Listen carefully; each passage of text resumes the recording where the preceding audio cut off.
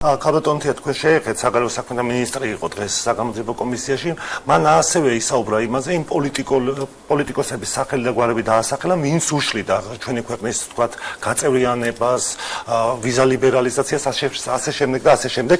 დასახელდა რამდენიმე გვარი, მათ შორის ქალბატონების სამადაშვილის, ნაციონალური მოძრაობის თავმჯდომარის ბოკუჩავას, ხომ არ ანანაცვლიშვილი ერთხელ დასახელდა. ხომ არ აპირებთ ამ პირების გამოძახებას კომისიაზე? ჩვენ იცით როგორ მუშაობთ, რომ თუ ფაქტები გვაქვს საკმარისად და უტყუარი და კითხვა არ ჩნდება, როგორც სალომე ზურაბიშვილის შემთხვევაში, რა კითხვა უნდა გქონდეს, თუ მოცლილი ხარ თორე მასთან რა კითხვა უნდა იყოს, ყველაფერი ზედაპირზე დევს. როგორ შეეცადა ნდობა გამოცხადებული საქართველოს პირველი ქალი პრეზიდენტი გაეყიდა თავისი მშობლის სამშობლო საკუთარ კეთილდღეობაზე და საკუთარ რაღაც პოლიტიკურ გაუგებარ კარიერაზე. აი გაყიდვას როცა ახსენებთ, რას გულისხმობთ? აი ამ გაყიდვაში რაღაცა პირადი სარგომი იყო? სარგებლის მიღებას, ან პოლიტიკურის, ან პირადის. აქ ეჭვმობაზეა გაქვთ უფრო.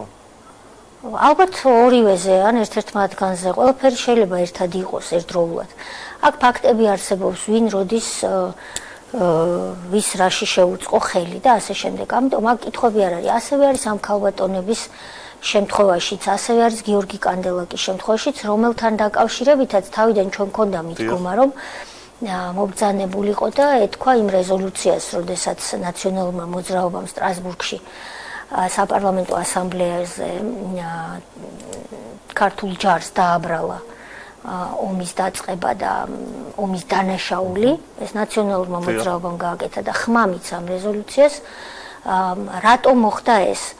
მაგრამ შემდეგ უკვე კომისიის მუშაობამ აჩვენა, რომ ფაქტი სახეზეა, მათ ეს გააკეთეს და თუ რატომ გააკეთეს ეს, სხვა ფაქტების ერთობლიობით შეიძლება ამის შესახებ დასკვნაში საუბარი. ამიტომ მათთან დაკავშირებით, გარდა იმ შემთხვევისა, თუ თვითონ მოისურვებენ, რომ რა ბრძანებთ ბატონო, ეს ჩვენ არ ჩაგვიდენიაო და მოგმართავენ, მე ვიმსჯელებთ, მაგრამ მათ მოწვევას ჩვენ აზრი არ აქვს, იმიტომ რომ მათი მავნებლის სახე ფაქტებზე დაფუძნებით არის უკვე ნათელი.